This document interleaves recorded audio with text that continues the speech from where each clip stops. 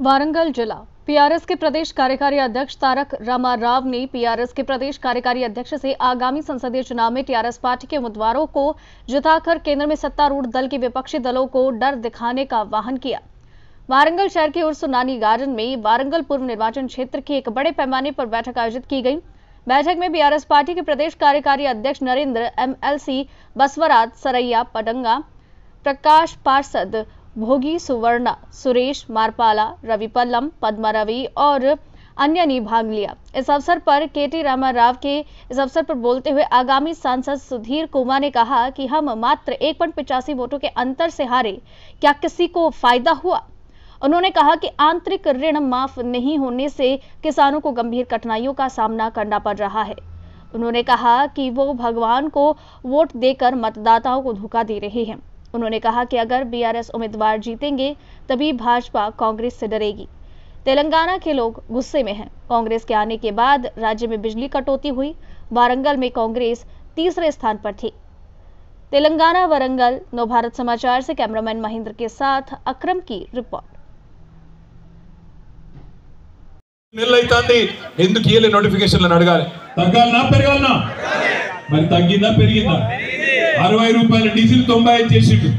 70 రూపాయల పెట్రోల్ 110 రూపాయలు చేసిండు ఏం చేసినవా మోడీ గారు ఎందుకు పెంచినావు మోడీ చమురు ధర పెరగలేదు మరి మోడీ చమురు ధర ఎందుకు పెరిగిందయ్యా అంటే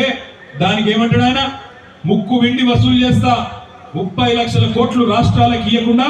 కేంద్రం పన్నుల రూపంలో ఈ 10 ఏళ్లలో పెట్రోల్ మీద డీజిల్ మీద 30 లక్షల కోట్లు వసూలు చేసిండు ఏం చేసిండు 30 లక్షల కోట్లు అంటే అదానికి అంబానీకి వాళ్ళకెళ్ళి 14 లక్షల కోట్లు రుణమాఫీ చేసిండు మన్ని పిరం చేసిన ఈ ప్రధానమంత్రి ఆయన ప్రియమైన ప్రధానమంత్రి కాదు పిరమైన ప్రధానమంత్రి అన్ని పిరం చేసిండు ఈ 10 ఏళ్ల దేశం గొప్ప ఉంచుకున్నాడు ఏమైనా మాట్లాడినా అనుకో ఎందుకేయాలనే ఓటు అంటే ఒకటి చెప్తాడు జై శ్రీరామ్ జై శ్రీరామ్ మేము కూడా జై శ్రీరామ్ మాకేం పంచాయతీ లేదు కానీ రాముడు అందరివాడు శ్రీరాముడు దేవుడు అందరివాడు బీజేపీ చెప్పండి వాళ్ళేమో ఇంటింటికి అక్షింతలు పంపిరు రాముడి కోసం మేమేదో చేసినాం అని చెప్పి ఇంటింటికి అక్షింతలని ఆశీర్వాదం పంపిరు మీరేం చెప్పండి అంటే నరేంద్ర మోడీ గారేమో ఓట్ల కోసం అక్షింతలు పంపితే కేసీఆర్ ఏం చేసిండు 24 లక్షల టన్నుల ధాన్యం పండే తెలంగాణలో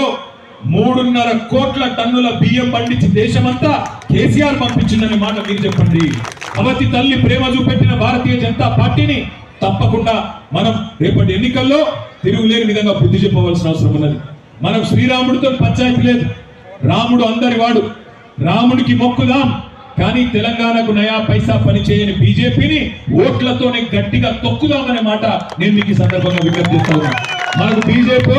ఇంకోలతోనో ఎవ్వలతోనో మనకి ఏ ఆలోచన అవసరం లేదు మీరు 10-12 సీట్లు గెలిపిస్తే దేశంలోనే మనం కీలక పాత్ర పోషించే అవకాశం వస్తుంది ఎందుకంటే అటు ఎన్డీఏకు ఇటు వీళ్ళకు ఎవ్వరకు మెజారిటీ వచ్చినట్టు కనబడతలేదు 10-12 పార్లమెంట్ సీట్లు మీరు మాకు ఇస్తే ఇదే గులాబీ జెండాకి ఇస్తే కేసీఆర్ గారు మళ్ళీ రేపటి రోజున బ్రహ్మాండంగా శాసించే రోజు వస్తుంది అనే మాట కూడా నేను మీకు విజ్ఞప్తి చేస్తా ఉన్నా అందుకే ఇవాళ నిలబడ్డది సుధీర్ కుమార్ కాదు నిలబడ్డది మనమే అనుకోవాలి ఎందుకంటే పార్లమెంట్ అభ్యర్థి అందుకే ఎక్కడి వాళ్ళం అక్కడ ఇది మా ఎన్నిక మా నాయకుడు కేసీఆర్ గారిని తిరిగి మళ్ళీ రాష్ట్ర రాజకీయాన్ని శాసించే దిశగా తీసుకుపోవాల్సిన ఎన్నిక అనే ఆలోచనతో గట్టిగా పనిచేద్దాం రాబోయే 20 రోజులు గట్టిగా కష్టపడదాం